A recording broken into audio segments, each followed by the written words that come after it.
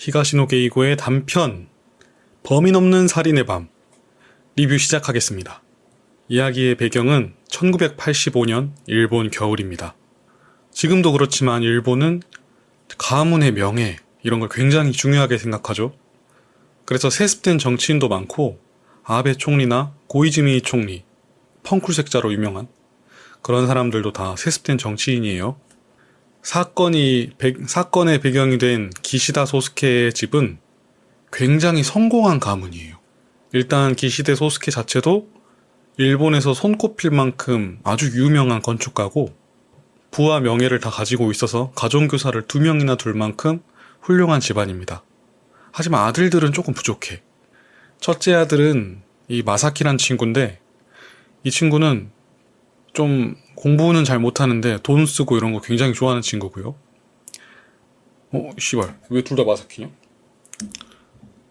둘째 아들 다카오는 고등학생인데 좀 굉장히 성격이 다혈질이에요. 지금 이미 손이 지금 올라갔죠. 이미 언제든지 전투를 할 이런 준비가 되어 있어. 이야기는 사건이 일어난 날 밤부터 시작됩니다. 한 여자가 과도에 찔려서 누워 있습니다. 과도, 과일 깎는 칼이죠. 주변에 피가 아주 많이 흘리고 있어요. 이 자리에는 소스케 집안 4사람과 가정교사 2명만 있습니다. 도키의 부인이 이 일을 어떻게 하면 좋아요 하고 묻는데 6사람 모두 대답을 안 해요. 예전에 의대를 다니다 중퇴했던 다쿠야는 시신의 코에 손가락을 가져다 대더니 이미 죽었습니다 이렇게 말해요. 이제 시점이 현재로 바뀝니다. 시점이 계속 왔다 갔다 한다고 했죠. 집에는 다카오와 영어 교사인 마사미가 수업을 하고 있어요. 도키의 부인이 다쿠야를 따로 불러서 어떤 남자가 찾아왔다고 자꾸 걱정을 합니다. 바로 피해자인 안도 유키코의 오빠 안도 가즈오죠. 예. 여동생이 갑자기 사라져서 일주일째 연락이 안 되니까 방에 가서 흔적을 찾아봤는데 마지막 흔적이 주소록에 적은 기시케 소스케 집 주소와 전화번호입니다. 그러니까 오빠 입장에서는 동생이 걱정되고 뭐라도 조사해보고자 하는 마음에 와서 동생 못 봤냐, 안도 유키코 못 봤냐 하고 물어보는 거죠. 도키의 부인은 모르겠다고 일단 돌려보내려고 하는데 그냥 갈까요? 여동생이 사라졌는데 일주일째 소식도 없고 유일한 단서는 기시다 소스케 집 전화번호와 주소고. 그래서 오빠는 오늘 밤에 다시 전화드릴게요 하고 돌아갑니다. 도키의 부인은 다쿠야 선생님한테 이제 물어보는 거죠. 이 가즈오라는 사람은 다시 우리 집을 찾아올 텐데 그땐 어떻게 하면 좋겠냐. 그러니까 이제 다쿠야는 머리를 씁니다. 주소록에 이미 기록이 있으니까 아예 모른다고 하면 더 수상해 보이잖아요. 그러니까 주소록에 적을 이유는 있지만 잘 아는 사이는 아닌 걸로 입을 맞추기로 합니다. 그래서 안도 유키코가 남편 소스케를 취재하러 온 걸로 해요. 소스케는 아주 유명한 건축가죠. 그리고 이 1980년대 때 버블 경제 때문에 집값이 너무 비싸니까 건축가들에게 앞으로 집값이 어떻게 될지 막 물어보고 그랬단 말이에요. 그리고 유키코가 프리랜서 작가를 희망했기 때문에 인터뷰하는 것도 굉장히 적절한 구실이에요. 타쿠야가 머리를 잘 쓴 거죠. 시점은 다시 사건 당일 밤으로 바뀝니다. 타쿠야는 사건 당일 밤에 일단 경찰에 먼저 알리자고 말해요. 하지만 소스케는 살인범이 되면 인생이 망가지니까 사건 숨기는 걸 그냥 도와달라고 다쿠야에게 부탁합니다. 그래서 2사람은 시신을 유기하려고 하는데 일단 시신 옮기는 것부터 문제죠. 왜냐면 아무리 밤이라고 해도 시신을 들고 나가다가 누가 마주치면 당연히 그 사람은 수상하게 생각하고 경찰에 전화할 거잖아요. 그래서 냉장고를 포장했던 큰 박스를 가지고 와서 그 안에 시체를 담고 차로 옮깁니다. 이 단락에서 화자는 각 인물에 대해 이렇게 설명해요. 첫째 아들 마사키는 남성 잡지에나 볼만한 패션을 입고 다니는 내가 가장 싫어하는 타입이다.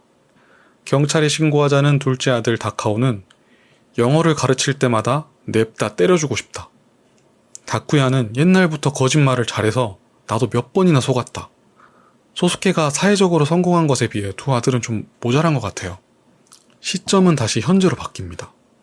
여동생을 찾던 안도 가즈오는 소스케 집 앞에서 다쿠야를 다시 만납니다. 다쿠야가 소스케 집에서 과외를 하고 밤마다 수업하러 오고 과외 선생님이 한 명 더 있다는 것까지 이웃 주민들에게 물어봐서 다 알고 있다면서요. 다카오는 고등학생이니까 낮에는 수업을 들으니까 과외 수업은 밤에 할 수밖에 없겠죠? 그냥 넘어갈 수 없잖아요. 유키코의 사진을 다쿠야에게 보여주며 이 사람 아냐고 물어봅니다. 다쿠야가 모른다고 하면서 소스케 집으로 얼른 가버리니까 가즈오는 소스케 집 초인종까지 눌러요. 소스케는 계속 피하면 더 이상해 보이니까 일단 들어오게 합니다.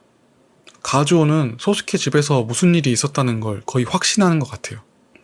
유키코의 집 앞에 찾아가 보니까 수요일 조간신문부터 문 앞에 쌓여 있었고 이웃 주민들은 월요일 저녁에 들어오는 걸 봤다고 했으니까 화요일날 실종된 건데 유키코 책상 위에 지난주 화요일에 소스케 집에 간다는 메모가 있었다는 거죠. 소스케는 인터뷰 날짜가 언제가 좋겠냐고 묻길래 화요일이 괜찮을지도 하고 말한 걸 서로 약속한 거라고 혼자 오해하고 쓴 것 같다고 말하면서 가즈오를 두 번째로 돌려보냅니다. 그런데 며칠 후에 갑자기 폭우가 와요. 신문을 보니까 비가 내려서 산사태가 일어났는데 흙 속에서 시체가 발견됐다는 기사가 나오죠. 경찰 조사 결과 여성이고 연령은 10대 후반에서 30세 사이며 얼굴과 손가락이 일그러져 신원 확인은 어렵지만 가슴이 찔린 흔적이 있다고 합니다. 네, 다쿠야가 묻은 바로 그 장소였죠. 다시 사건 당일로 돌아가서 다쿠야는 고민합니다. 시신을 처리하는 방법은 크게 네 가지인데요. 땅에 묻기, 물속에 가라앉히기, 태우기, 약으로 녹이기. 그 중에 다쿠야는 인적 없는 산에 묻기로 해요. 장남인 마사키는 도와주기 위해서 다쿠야와 같이 가고 소스케는 같이 못 가는 대신에 졸음 운전을 걱정해서 졸음 방지 껌을 다쿠야에게 줍니다. 드셔보신 분들은 아실 텐데 굉장히 매워요. 마사키는 차에서 따라 내리며 그렇게 세 명은 차 한 대가 간신히 지나가는 좁은 산길에 양쪽으로 숲이 펼쳐진 곳에 차를 세웁니다. 마사키는 차에서 따라 내리며 껌 한 개를 입에 넣어요. 현재로 돌아와서 유키코의 시체가 발견됐으니 당연히 형사가 다쿠야 집으로 찾아오겠죠. 유키코의 시체가 발견됐으니 당연히 이젠 형사가 다쿠야의 집으로 찾아가겠죠. 어젯밤에 소스케 집에 형사가 왔다 갔다고 도키의 부인이 다쿠야에게 전화로 알려줬습니다. 얼굴과 손가락 지문을 없앴지만 치아로 신원을 확인해서 사진까지 이미 구해서 사람들에게 보여주며 탐문 조사를 하고 있었습니다.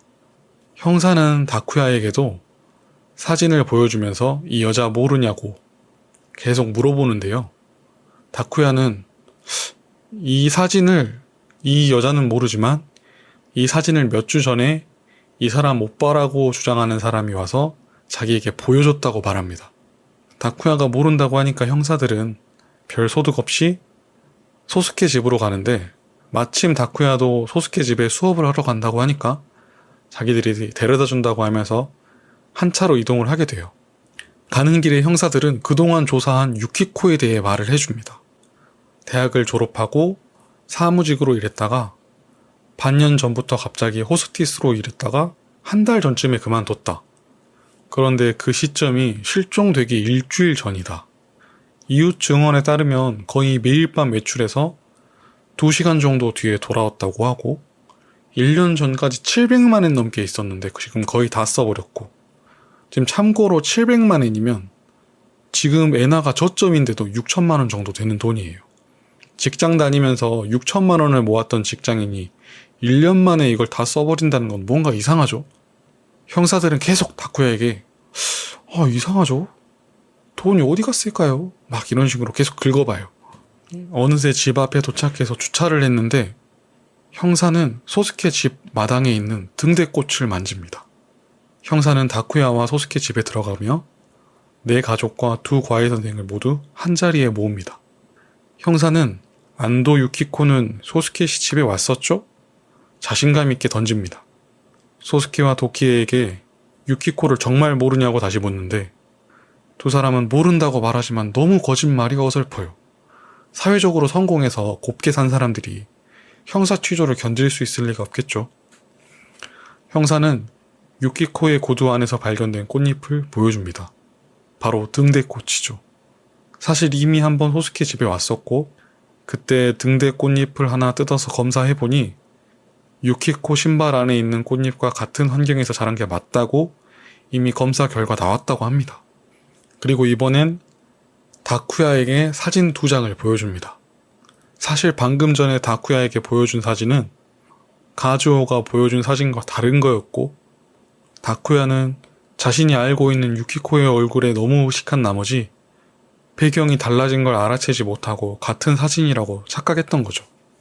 이렇게 다노에 형사는 몇 마디 취조만으로 가족들과 다쿠야의 거짓말을 모두 밝혀냅니다. 루미놀 검사를 하면 바닥에 있는 혈액을 바닥에 이미 닦아낸 혈액까지 전부 찾을 수 있다고 말을 하니까 다카오는 울면서 자신이 범인이라고 자백합니다. 소스케는 아들 다카오의 미래를 걱정해서 필사적으로 범인을 숨기려고 했던 거죠. 다카오는 그날 체포됐고 며칠 후 다쿠야는 정식 조서를 쓰기 위해 경찰서에 출석했어요. 사건은 이렇습니다. 다카오와 유키코는 사소한 일로 말싸움을 벌였고 화가 난 다카오는 유키코를 힘껏 밀쳤어요.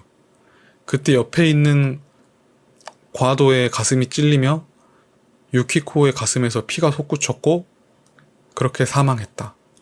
형사는 유키코가 죽었다는 걸 다쿠야가 확인하고 무슨 말을 했는지 물어봤고 다쿠야는 나는 경찰에 알리자고 했다. 소스케가 하도 사정을 하니까 어쩔 수 없이 사건 은폐를 도운 거다. 이렇게 말합니다. 다노에 형사는 다쿠야에게 당신 그날 밤에 나갈 때 소스케 씨에게 받은 게 있지 않나요? 하고 물어봤습니다. 다쿠야는 곰곰이 생각하다가 그때 졸음 방지용 껌을 건네받았습니다. 이렇게 말을 했어요. 그제야 형사는 사실대로 말해줍니다. 안도 유키코 식도에서 껌이 발견됐다고. 유키코는 사실 생전에 오빠인 가조와 연락을 했습니다. 어느 날 오빠에게 건축가인 소스케에게 돈을 왕창 뜯어낼 수 있을 것 같다고 말을 한 거죠. 소스케는 예전에 유키코와 가주오 남매의 아버지인 안도와 같이 일을 했는데 그때 같이 개발한 건축 기술로 소스케는 아주 유명해졌고 안도는 젊은 나이에 사고로 먼저 돌아갔습니다. 그래서 유키코는 소스케에게 재산의 일부를 받을 자격이 있다고 생각했고 소스케 집안에 접근했습니다. 그러다 여동생이 실종되니까 가주오는 분명히 기시다 소스케 집안에서 무슨 일이 있었다고 생각하고 집요하게 조사를 한 거죠. 그러면서 슬쩍 유키코가 어떻게 돈을 뜯어내려 했을까요? 약점을 잡아서 협박하려고 했다는데 약점이 뭐였을까요? 하고 다쿠야에게 물어봅니다. 다쿠야는 이제 막 화를 내죠. 내가 어떻게 하냐. 유키코는 이미 죽었다고 범인이 나오지 않았냐. 이렇게 따집니다. 형사는 거기에 멈추지 않고 다카오가 살인했다는 약점을 가지고 돈을 뜯으려고 계획을 한 거 아니냐고 계속 추궁을 합니다. 그렇지 않았으면 시신을 처리할 때 이미 유키코가 죽은 상태에서 건넨 껌을 유키코가 어떻게 먹고 있었냐고요. 사실 마사키는 자백을 이미 했습니다. 범행 일주일 전부터 안도 유키코는 야기 마삼이라는 가명을 쓰고 다쿠야와 함께 기시다 소스케 집에서 가정교사로 일했습니다.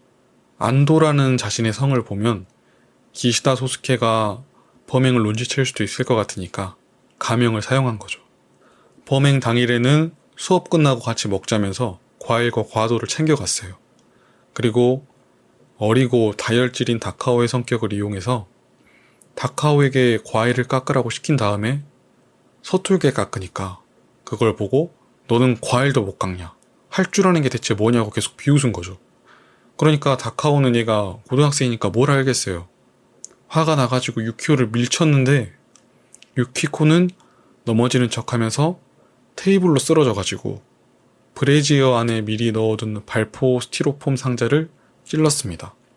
상자에는 100cc 정도 정말 유키코의 피가 있었고 의대생이었던 다쿠야는 체열하는 데 익숙했죠. 놀란 다카오가 정신없는 틈을 타서 다카오를 속이고 미리 섭외한 마사키와 함께 범행을 진행했어요. 사실 그 전부터 다쿠야와 유키코는 서로 사귀는 사이였어요. 유키코는 다쿠야를 너무 좋아해서 통장에 있는 돈을 전부 다쿠야에게 썼고 저축한 돈을 다 써버리자 호스티스로 일하면서 돈을 벌어온 거예요. 하지만 다쿠야는 이미 사귄 여자친구가 있었어요. 그런데 유키코가 임신을 하니까 결혼을 자꾸 하자고 요구를 했고 그때 마침 소스케 집안에 대한 이야기를 듣고 같이 계획을 세운 거죠. 기시다 소스케의 전처의 아들인 마사키는 새엄마 아들인 다카오를 굉장히 싫어했기 때문에 범행에 참여했어요. 소스케에게 받은 돈을 절반 나눠준다고 하니까 거절할 이유도 없었죠. 다카오는 다혈질인 성격이라 선생님과 자주 싸웠기 때문에 가정교사 구하기가 굉장히 힘들었고 진짜 여자친구인 가와이 미사미의 이름을 따서 야기 미사미로 이름을 정한 거죠. 유키코가 묻힌 후에 가와이 미사미를 다시 다카오의 가정교사로 취직시켜서 계속 집에 드나들게 했어요. 다쿠야는 유키코와 자신의 관계를 숨기고 기시다 소스케를 협박해서 돈을 받을 일만 남았었는데 다 틀어졌습니다. 유키코가 설마 다른 사람을 협박해서 돈 뜯어낼 거란 계획을 오빠에게 말을 할 줄은 몰랐던 거죠. 네. 여기까지 범인 없는 살인의 밤 리뷰였고요. 히가시노 게이코가 40년 전에 쓴 단편소설이고 굉장히 독특한 플롯과 숨겨진 진실이 있는 재밌는 추리소설이었습니다. 감사합니다.